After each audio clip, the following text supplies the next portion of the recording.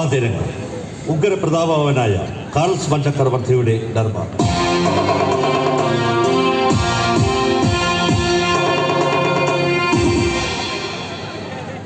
തന്റെ മന്ത്രി ഗളലോനിൽ നിന്നും രാജ്യത്തിന്റെ ക്ഷേമകാര്യങ്ങൾ അറിഞ്ഞ കാർൽസ്മാൻ ചക്രവർത്തി വീരശൂര്യനും തുർക്ക് ദേശത്തിന്റെ അധീപനുമായ അൽബ്രാർത്ത് ചക്രവർത്തിക്കെതിരെ യുദ്ധം പ്രഖ്യാപിച്ചുകൊണ്ടുള്ള സന്ദേശം ദൂതൻ വശം കൊടുത്തുവിടുന്നു.